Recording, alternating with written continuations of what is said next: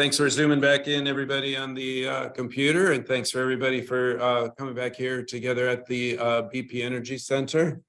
I know Mariam did that. It's not my fault. She unplugged the presentation because she didn't want to distract everybody. But as a, kind of an older person, I'm really scared of technology, which is why I'm kind of like backing away from her computer. But anyway, it's nice to have two of my coworkers up here for the next presentation on the Alaska Long Trail. You can see our map hung up over there by Alan and his coworkers. Mariam Medabaya joined our staff working on the Alaska Trails Initiative in 2019. She brings diverse experience and skills needed for the ambitious initiative, which the Alaska Long Trail is a large part of. She used to guide hikes for a local ecotourism business called Ascending Path, cool business. And she developed interpretive programs on natural and cultural history of Prince William Sound for the U.S. Forest Service. She has worked in the nonprofit world, including positions with the World Wildlife Fund, Center for Sustainable and Cooperative Culture, and the Girdwood Art Institute. She grew up in Russia and holds an MS in Marine Environmental Sciences from Stony Brook University, as well as an MA in Cultural Geography from the University of Colorado Boulder. And I'm going to go ahead and introduce both speakers right now. Xavier Lopez was raised in the big city of San Antonio, Texas.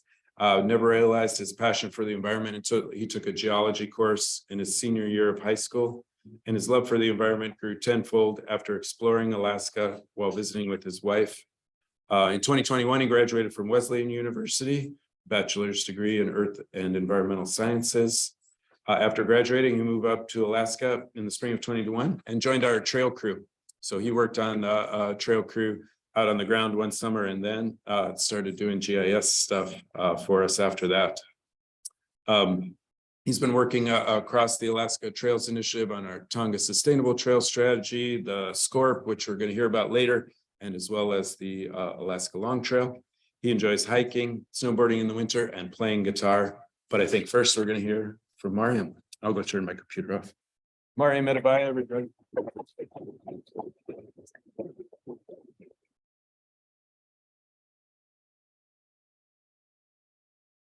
All right. Hi, everyone. So exciting to be here and see people. Well, sorry, people on Zoom. I'm excited to see you too, but there's a lot of people in the room, and it's for me, it's a first presentation in a couple of years in a room full of people. So I'm going to share screen now. Let's see. All right.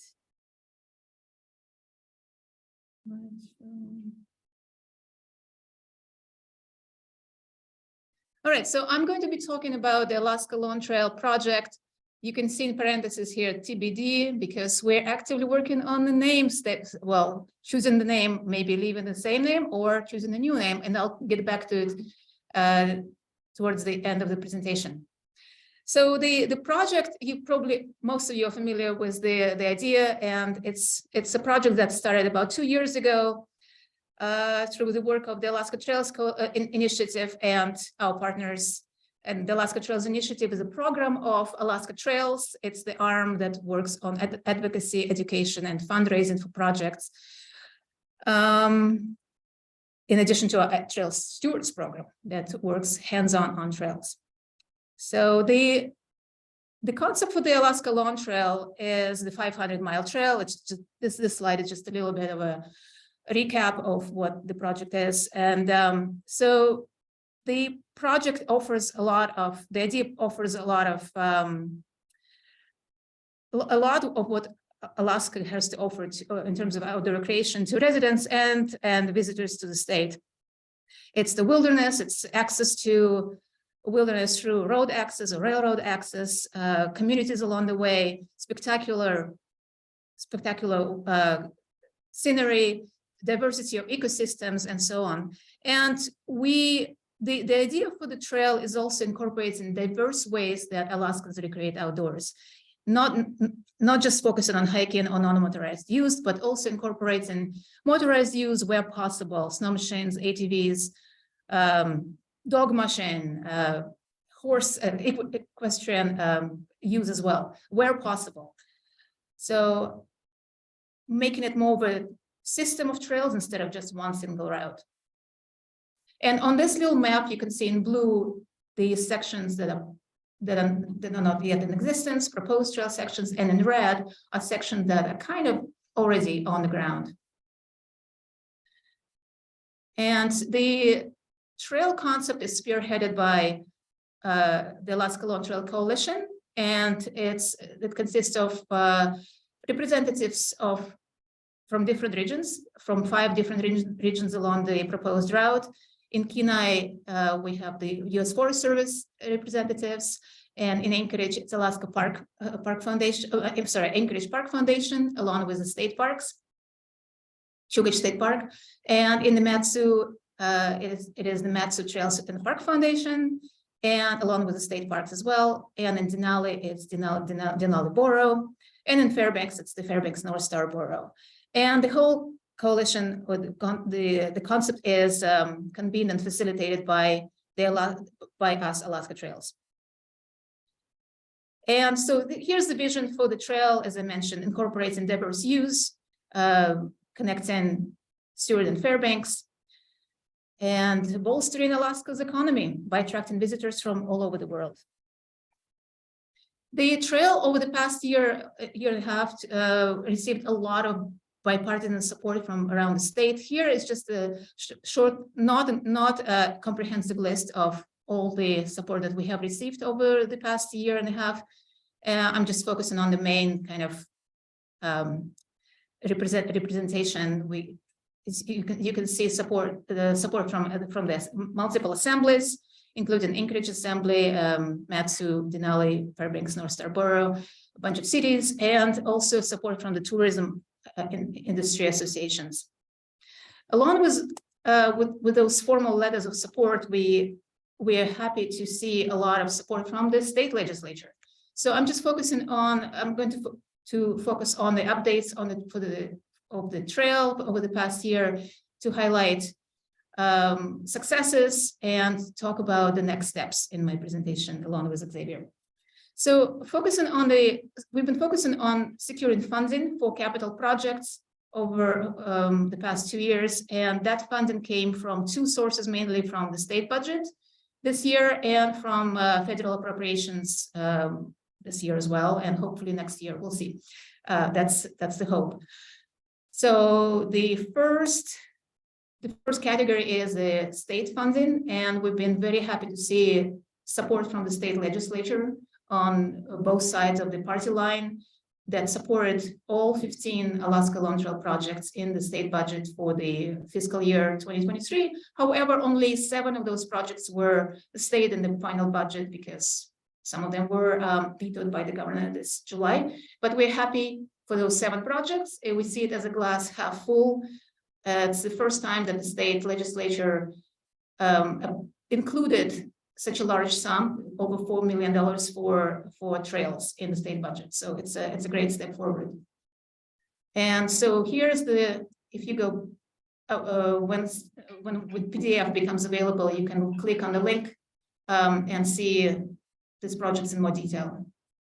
But here's just a little overview of what was included in the state budget, and the yellow highlighted projects from 8 to 14 are the projects that were approved in the final budget. And all of those 7 projects are in the Anchorage area. That's what the governor decided to leave in the budget. And the reasoning for that, as far as we understand from our supporters in the legislature, is that the governor didn't want to face a lot of pushback from other regions where the support for the trail concept was not as solid as in the Anchorage area. So we're hoping that we're planning to work with the state legislature in the next session and continue securing funds for the projects that were not included. Briefly showcasing the projects that were included in the Anchorage area. So project 8, it's easier. Project 8 is the reconnaissance study to create a connection between Anchorage municipality and the Mat-Su. So essentially planning for a connection between Mirror Lake and Nick River, and involving the DOT and other partners. Project 9 is the wayfinding for the Moose Loop, which will be a key component of the Long Trail system in connecting Anchorage and Tugate State Park and up north towards Eagle River. Project 10 is brushing along Pierce Creek upper trail in Pierce Creek Valley. Project 10 is brushing for Arctic and flagging Arctic to Indian winter trail route. Project 12 is the Turnagain Arm maintenance and extension, 1 mile extension along Turnagain Arm Trail. And Project 13 is rerouting of a section of the Crow Pass Trail that is badly eroding right now. And Project 14 is the replacement of the Glacier Creek hand tram with a bridge. So we're very happy about these projects. The next slide shows the dollar amount for those projects. And next, I want to talk about, so again, I want to mention that we will continue working with the state legislature to secure funding for the projects in gray and possibly, and working with the partners to identify other projects this year. And the second category for capital funding is the federal funding, and that came the congressionally directed spending is fancy word for appropriations or earmarks, and this funding came through the Senator Murkowski's team. Senator Murkowski has been a very strong supporter for the trail, and last year she secured $5.77 million for the Chugach National Forest to continue finishing the Iditarod National Historic Trail Southern Track section. And in this year, for federal fiscal year 2023, there are 2 projects that have been included by Senator Murkowski's team for consideration for federal appropriations to the Congress. And they're under consideration now. One of them is the Chugach National Forest again, finishing the section between Seward and Girdwood, or rather between Seward and Turnagain Arm. And the other project is starting the planning of separated bike pathways along Parks Highway to provide access to the Denali National Park's entrance along the Parks Highway. So we'll see how that goes. And here are the little maps to show the projects that are submitted right now to the appropriations. On the left is the Turnagain Pass section. In red is the unfinished section, and blue is the section that is mostly done. And on the right is the Parks Highway Separate Pathways plan from their PEL study. So I just talked about the funding for capital projects. We also need funding for the staff and planning, and we've been fortunate to have support from their Race Across Alaska Winter Challenge. That is an initiative started by Heather Helzer of Turnagain Arm Training, and that is a very exciting initiative. I want to encourage you all to participate and donate money for the Alaska Long Trail if you want to. But it's a great project to get people outside exercising and recreating between the dark months between December and March.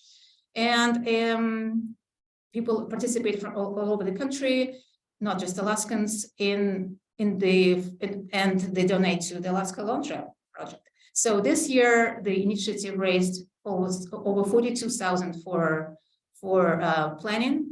And this year, we don't know yet, but because the sign up has started and it's not too late, you can start. You can sign up anytime. The link is will be in the PDF.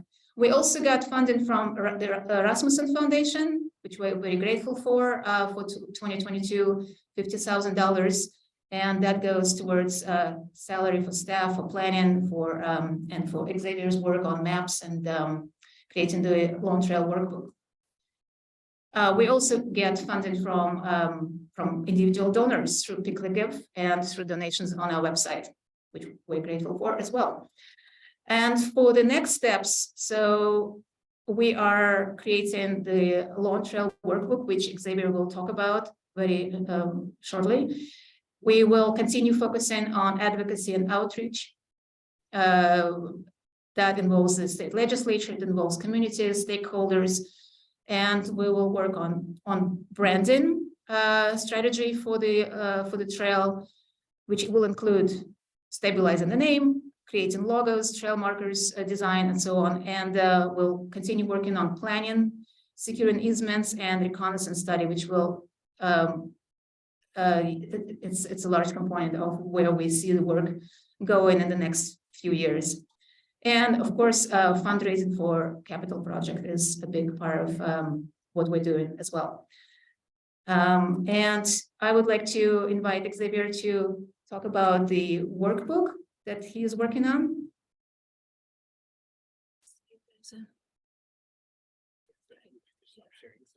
Mm-hmm. Okay, I'm gonna quickly change the screen over to the tabs that have a portion of the workbook.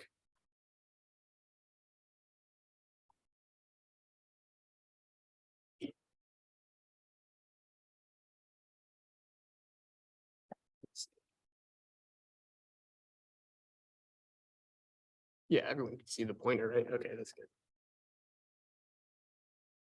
This thing needs to get out of the way so I could go to full screen.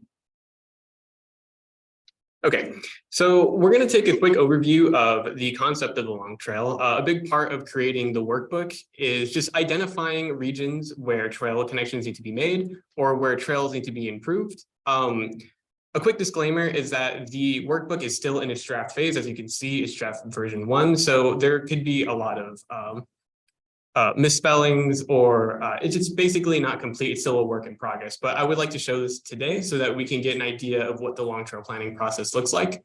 So we'll start overhead in the Kenai region. So we're going to look at a quick overview of each section. Here, I've split up the trail into different colors, and they basically just represent different geographical ways of getting across the Kenai region that make most logical sense. The most important thing to note here, though, is the solid and dash lines. The dash lines are concepts or ideas that have been thought of for the Alaska Long Trail, where solid lines are existing routes that are possibly being considered as being part of the route. A big disclaimer here is that all the routes that you're going to see aren't necessarily part of the Alaska Long Trail right now, but are being considered to be a part of it. As part of the overview, we are identifying projects and improvements that need to be made. A big part of this is just coming with the Forest Service and the Chugach National Forest. There's a lot of bridges that have been identified to cross over many gorges and many streams, as well as just overall completing the INHT in the Southern Trek. As it stands right now, the Kenai region of the Alaska Long Trail is pretty much the most complete, just because it's already an established trail there, trail system, the Iditarod National Historic Trail. So as you go through the workbook, you would go deeper into detail on each section. Right now, we're going to look at the overview starting at the start of the trail down in Seward, or mile 0 of the National Historic Trail, going up to the Kenai region. And quickly, since the legend is on here, I just want to point out a couple of things that are useful to know. Most of the questions that we get are on use type or seasonality of the trail, and that's kind of what I want to point out most. You'll see a lot of colors in the background. Those are just land ownership. If you have any questions about them, you can ask. But right here, I want to focus on use type. So any dash trails that you see are hike only. Solid trails are going to be multi-use, non-motorized. And when multi-use, non-motorized really means it's skiing, biking. It doesn't necessarily mean that all are available. It's just quickly noting this is a multi-use trail that's non-motorized. Anything that is dotted is going to be a motorized multi-use trail, which can just be snow machines in the winter, or it can be a combination of ATVs and snow machines year-round. And then anything with an X, you won't see it in the Kenai section, you'll see it in the Anchorage section. Those are social routes and backcountry routes that aren't necessarily a established trail, but it's just a way that local users and local mountaineering groups get around the backcountry. For seasonality type, green is year-round, orangish brown is summer, and blue is winter. To show the gaps in the workbook, the trails will be surrounded by a purple strip. If it's solid, that means there's work in progress. Either a trails plan has been implemented and trails are going to be built in the near future, or it's just been an idea that's been proposed and it's in the phases of becoming, work on the ground shovel ready project. In this dashed purple, it's an interim connection, basically showing, there's a massive gap here. There's no trail necessarily connecting two ends of a trail. It's just showing, there's a gap and work needs to be done to maybe implement something.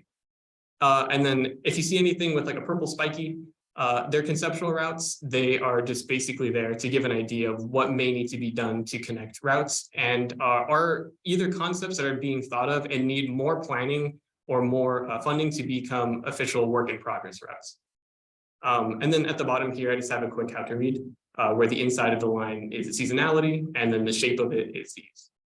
So again, just starting here, we'll go pretty good into detail on this. So starting at the south is Seward Sea Life Center. In the parking lot is mile 0 of the Iditarod National Historic Trail. Making a connection to the rest of the trail, there's just a big gap in between Seward and the bottom of Bear Lake Trail. As you can see, Bear Lake is a motorized use trail, mostly in the winter, or the Forest Service has it so that snow machine use is only allowed in the winter. Access for motorized use, you can see that here it gets split off into a braid, where snow machines would have to use the lake in the winter, and other user groups like non-motorized groups would have to use the snow-covered trail on the right side.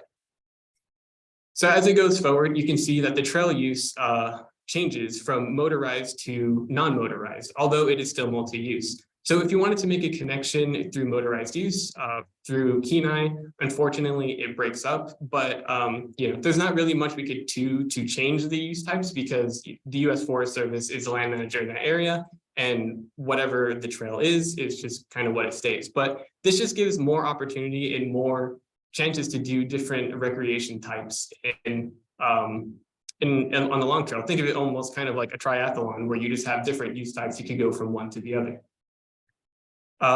Here you can just see right south of Kenai Lake, there's just another gap in the INHT that the U.S. Forest Service has acknowledged, but has not really shared information on how they're going to connect it yet. And then after the map, it's just some information on each trail. I'm not going to go into detail about them, but if you guys did have any questions about them, I can definitely go into that. So we're going to move a little further up north, looking at Moose Pass, and actually one of the maybe proposed braids of the Alaska Long Trail. So going here, a lot of work needs to be done on the Moose Pass part of the INHT. There's a lot of missing segments and a lot of bridges need to be made. But Moose Pass would just be a local community that can help people trekking on the INHT for resupply or for any like just a quick stop that they need. One thing that we have acknowledged here in the Moose Pass area is if this trail were to be completed, there's a problem with the railroad where we need to secure easements, because crossing over the railroad is illegal, and it's just not safe for any pedestrians. So work needs to be done there in order to make these connections viable.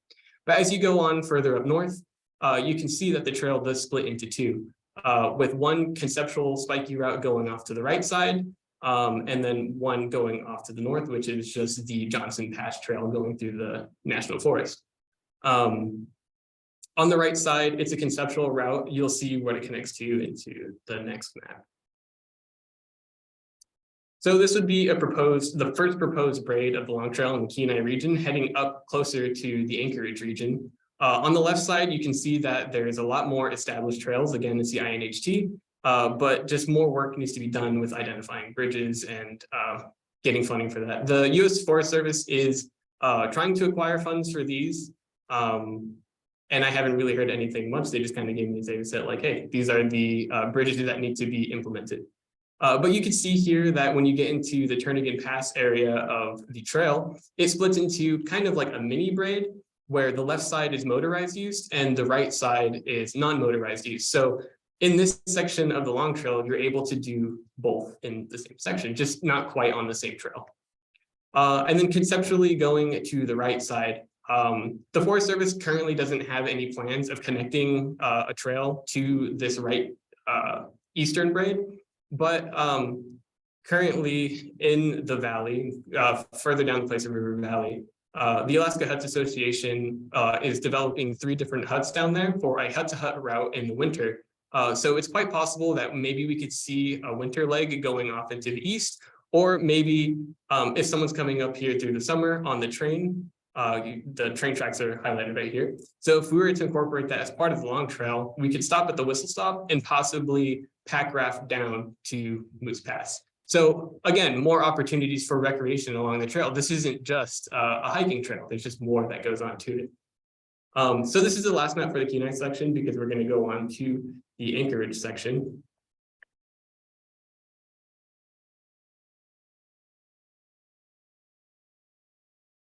And then I'm going to try and get it full screen again. And if not, that's okay. I'll just do it. Okay, so here's another segment overview. As you saw in the overview with the Kenai, it was kind of more straightforward, just kind of punching straight through the Kenai region. But here in the Anchorage region, it's kind of more spaghettified and just different route options that you could take. The most important is down here in light blue, which is Girdwood, where Girdwood would act as an important trail hub to welcome visitors coming both from Anchorage or coming from the Kenai region. You can stop in Girdwood, have a beer at the local brewery, or just go to any restaurants, or maybe even just resupply and just keep going on the trip through the Alaska Long Trail.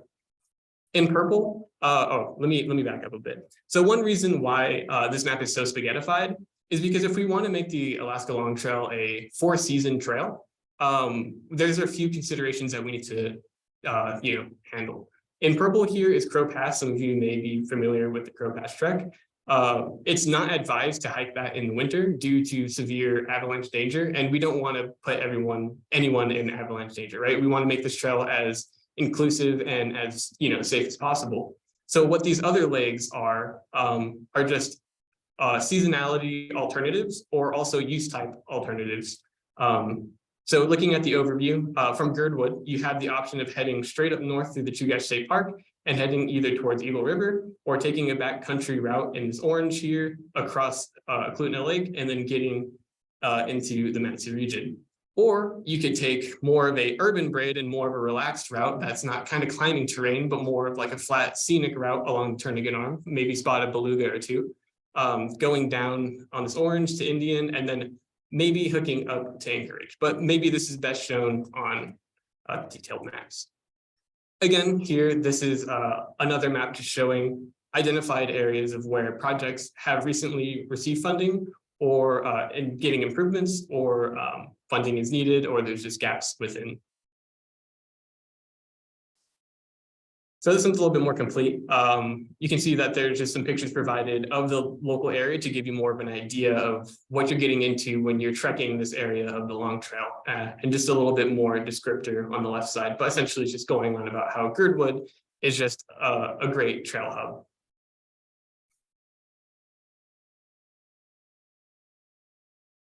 So looking at this one, around the portage curve of the Turnagain Arm, there's currently a AKDOT road project creating a multimodal connector.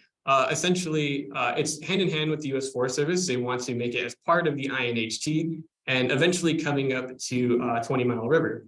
So a 20 Mile River here is a proposed trail. They soon, I believe they have earmarks to complete the trailhead there as part of the AKDOT project on the portage curve. But nonetheless, this is a route that has been proposed and just needs some more tweaking to get a final alignment down because the alignment shown here isn't the final alignment, it's just kind of a generalized trail. So getting into Girdwood at the moment, Upper Winter Creek is a summer only trail, but as you get into the trail junction closer to town, it is managed more for winter use. So one problem you can see here is that, seasonalities change, and how can we combat that? Can we get, volunteer crews to go out and just maintain it in the winter, or how is that going to go? It depends on every land manager in the area and where the trail crosses, because you can see that Upper Winter Creek goes across Chugach National Forest lands, but also state and municipal lands. So, who is going to maintain these if it's going to be year-round? But as we go on, you can see that the trail braids off from Girdwood, as I said, to the north to Crow Pass, which is a hike-only summer route, or off to the left, and you could just go across the Turnagain.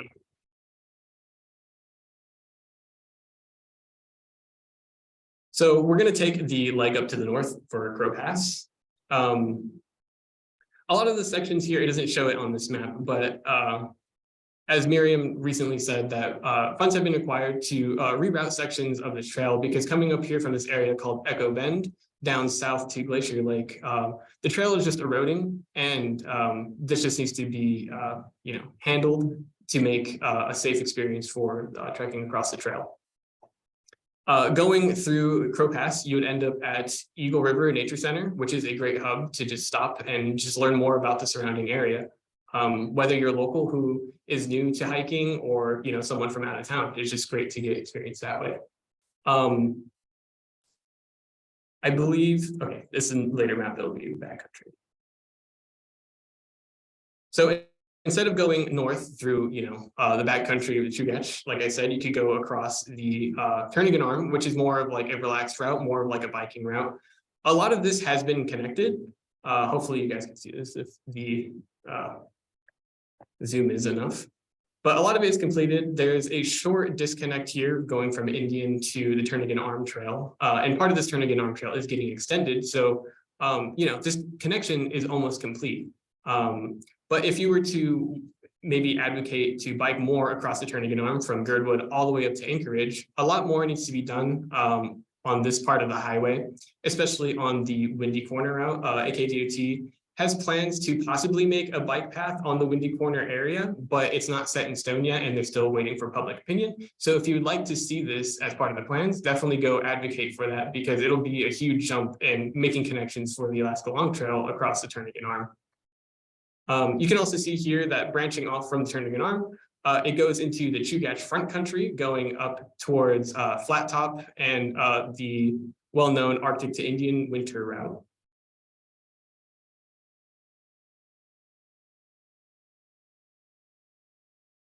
And then now we're just going to take a look at the Arctic to Indian winter route. Again, looking at this overview, it's just looking at one of those kind of spaghettified legs.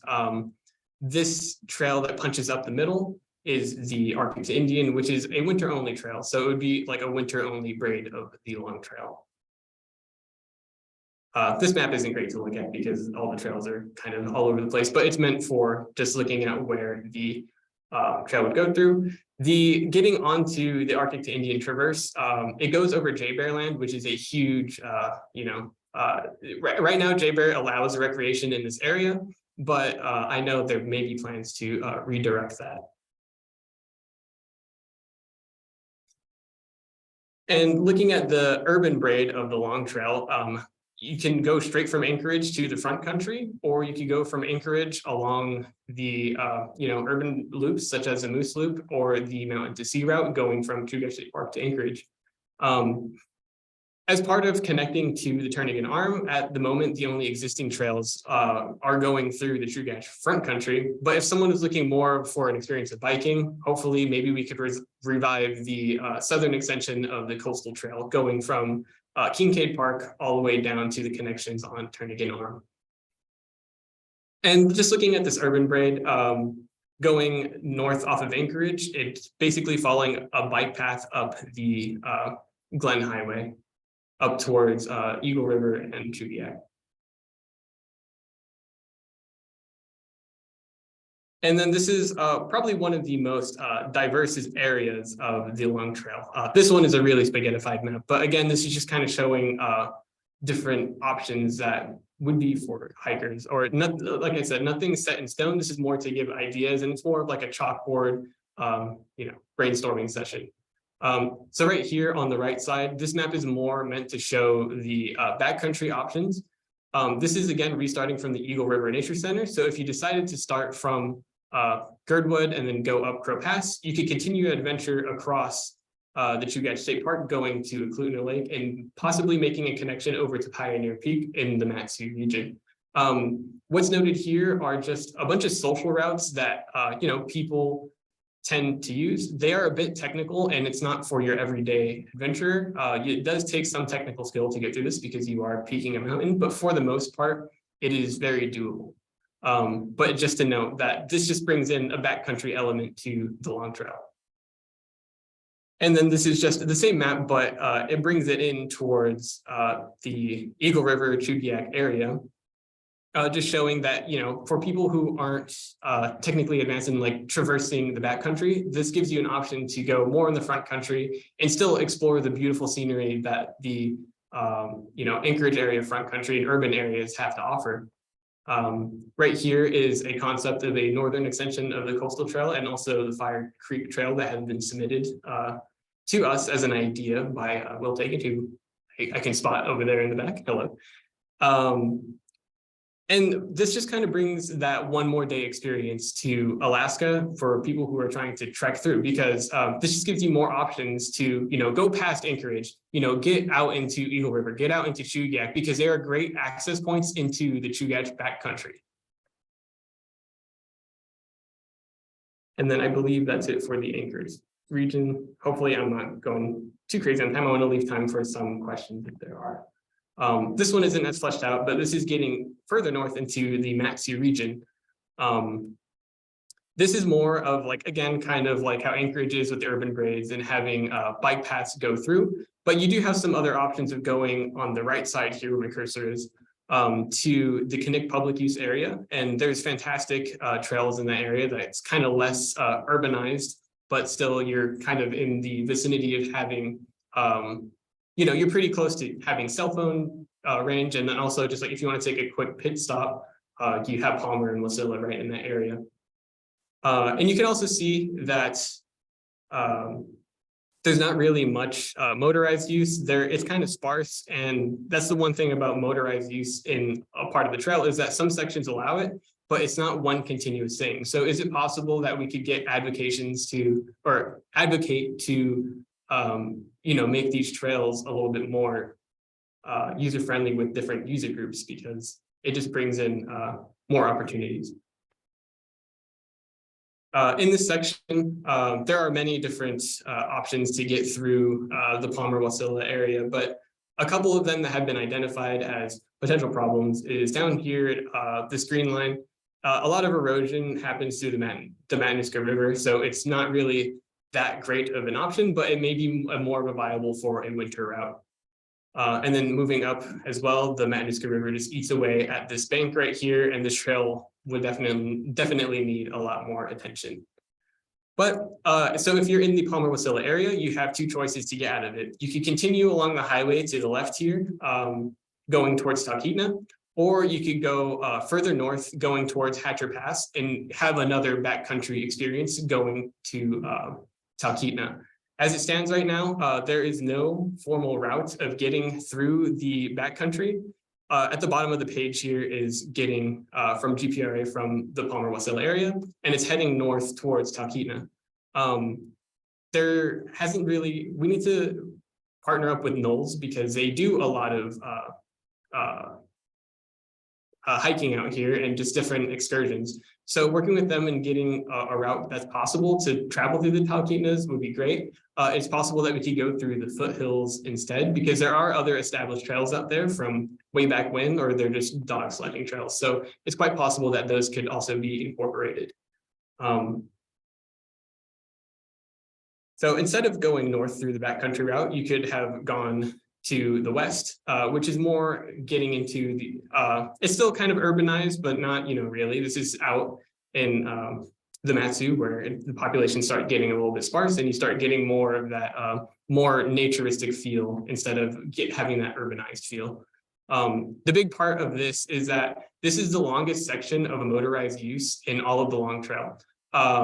Especially as you go further north, more motorized use becomes more prominent because that's just what the user groups out there really like. And we really want to advocate for those user groups to, be a part of the Long Trail because it's where they live and it's where they recreate. So let's definitely incorporate that.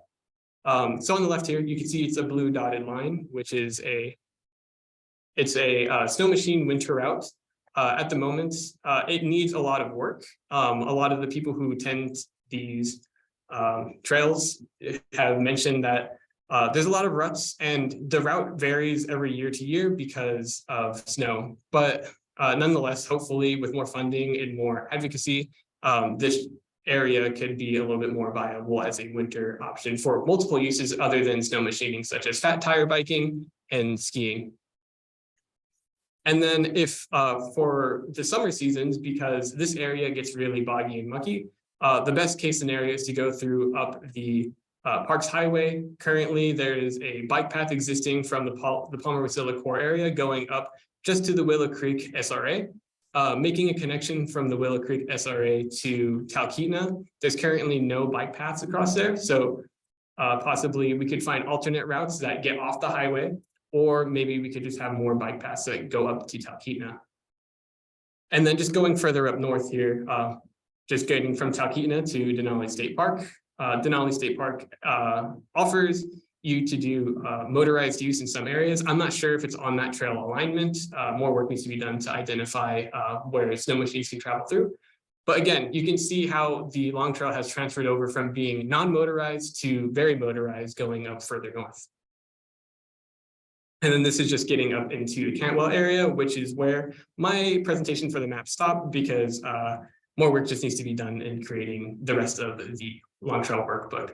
But this is what it's looking at right now. And you can see that it just has a diverse sense of uses and recreational opportunities across the state. So I'm going to pass this back now to Miriam.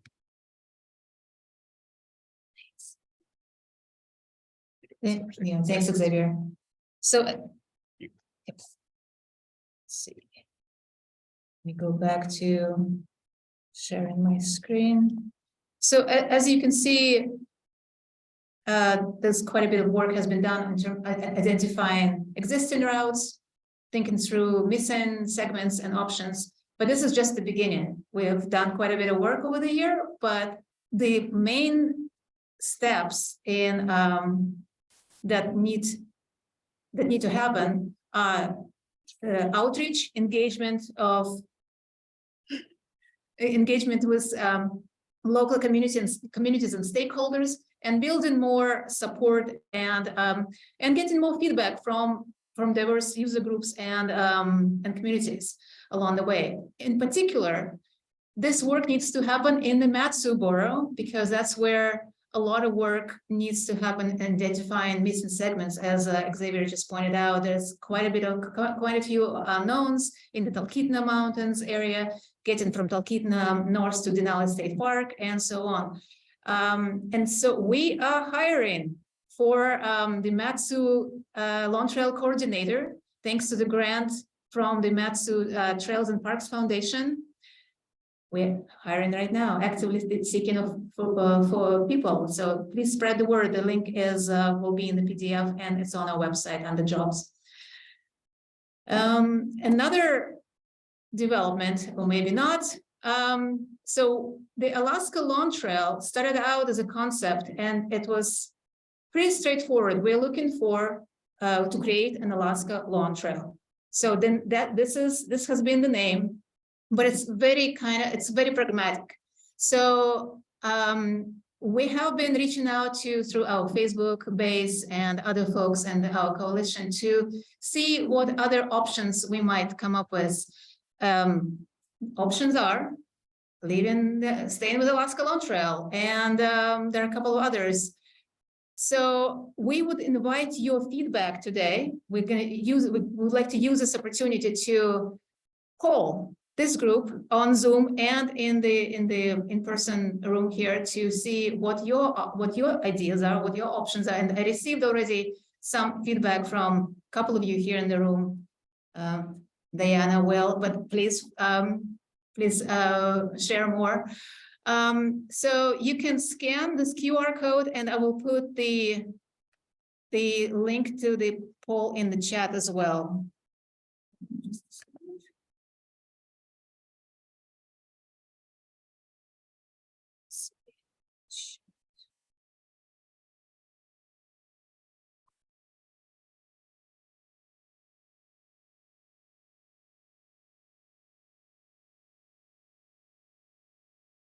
Are you still seeing my, oh, yeah, okay. So this is what the poll looks like. We have options for Alaska Trail, the Great Alaska Trail, the Great Alaska Traverse, and the Alaska Long Trail in no specific order. I think your survey will come up as different order. So those are 4 options at the moment. They came through again through soliciting feedback through our Facebook base and through other sources and by email, and but it's mostly they came from the from Alaska Trails followers and supporters. So we can while you guys are doing this, we can open the room for questions. I see one question in the chat right now about NEPA planning for the Long Trail. Yes, all kinds of planning in terms of NEPA will need to happen for various segments. Not for the entire trail as a whole, but for the segments that need planning and construction, for sure. And that work will likely be performed by the land managers, the landowners, for all specific segments. I don't know, Scott, if I answered your question. Yeah. Okay, hi. Yeah, Stoll with the BLM. I'm just curious. I'm sure each segment has, depending on the land manager, that's a trail plan. I just think after this trail is built, especially it goes many different areas. Funding for maintaining the trail and what that looks like. Planning on using some, I think, Civic Crest Trail Angel, like their network, as an example. I think about that. I'm sure you have plenty of input on how to do it, but can you speak briefly, like what does that look like? Yeah, so the question for those on Zoom, the question was about long-term maintenance of trail segments. Is that? Yeah. So, and I wish I had more input, actually. Yes, all of us wish we would have more input. But so right now the maintenance burden does lie with the land managers. However, as you mentioned, a lot of long trails around the country have specific separate nonprofits that do take care of the maintenance, and through volunteer work, through paid crews, and so on. So that is definitely something that probably will need to happen. Definitely will need to happen. Yes, and where if Alaska Trails is assuming that responsibility right now is under question. We're still in very early stages. It might be that we'll need a separate organization that will focus just on the trail. Yeah. And any other questions? For me or for Xavier?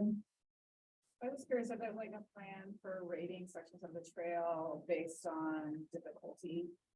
I know, like, just as an example, Crow Pass, until there's a bridge across the river, like, I don't want to see anyone on that trail. Yeah, I can speak to that right now. As I'm developing the maps and the GIS database for the trails that are going on, just to back up a little bit, the GIS data that goes across Alaska isn't uniform, and in some areas it just quite doesn't exist. So a lot of it has been just me looking at paper maps and just trying to get as much info out of that as I can.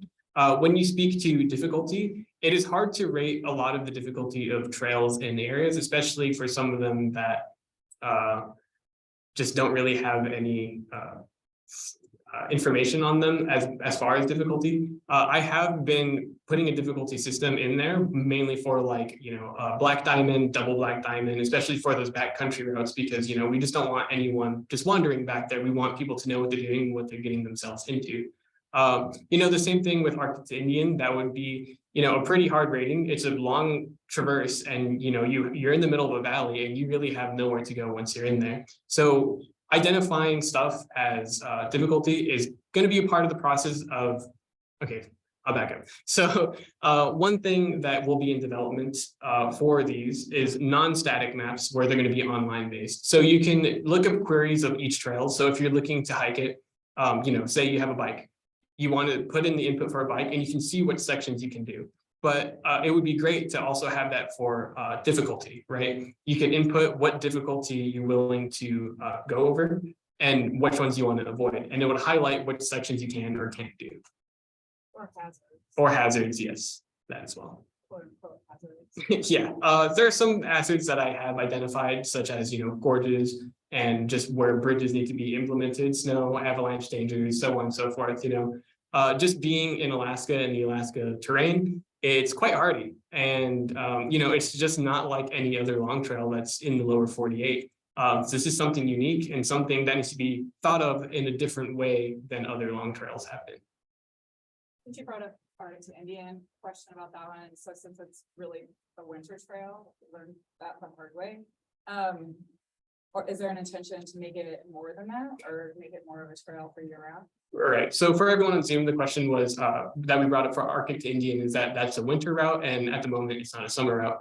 I can't speak for Chugach State Park, but looking at their trails plans, they possibly have the idea of creating a summer route for Arctic to Indian, but that is not in the near term.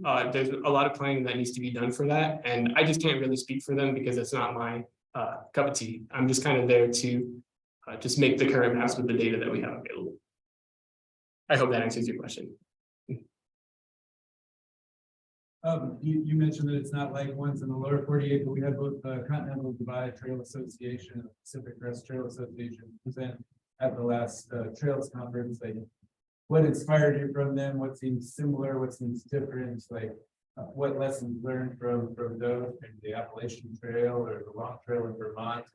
Are there bits and pieces you're pulling from other experiences? Yeah, so one of the questions was, am I pulling or are we pulling bits and pieces from the other long trails in their planning process and such? I'm more of like the map maker, so I think Miriam could speak more of the planning process, but when it comes down to making the maps, we're just kind of working with the land managers and just finding different routes. So I don't know how, because I haven't planned any long trail in any other state, so I can't really speak for that. But just looking at the way that they go about with their online mappers or just like making maps for people to download, those are definitely things that we're taking into account. Yes, so we're trying to get informed about the other long trails and their approach to building and maintenance and so on. And for example, but some lessons a little bit hard, not really. I guess that cannot be implemented here in Alaska. For example, the Appalachian Trail is almost 100 years old, and a lot of Appalachian Trail is close to communities, and a lot of it is on private land. So it actually seems like it was more difficult to establish the trail because of all the private land issues, concerns, crossings, and so on. But in Alaska, most of the route that we propose is going to be on public land. So that will ease significantly, we hope, the process of developing the trail and construction and going forward. Some trails, such as Continental Divide Trail, do incorporate some motorized use. So we're definitely looking into their lessons and their experiences. And they do share that the key factor in making the trail a success is working with communities and stakeholders. So that is why those are our next steps for sure, to build more support, to learn from communities, to learn what is important to them and how to make it a win-win for both residents and visitors to Alaska. I think there's one more question in the chat. Sorry. One more, and then we'll have lunch. Right, Katie. Yeah, people who go out on the trail, they take on the risk of trail level. So having some kind of personal risk management will be important for sure. Yeah, we agree. Well, thank you so much for being here and for participating in this very important decision on the name. We'll definitely take into account all of your input. Thank you. And if you haven't had a chance to do it today, please email us and we'll send you the link. Thank you. Let's give Mariam.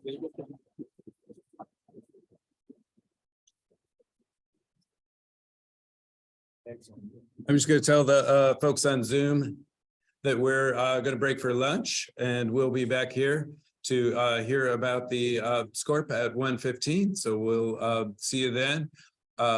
Thanks.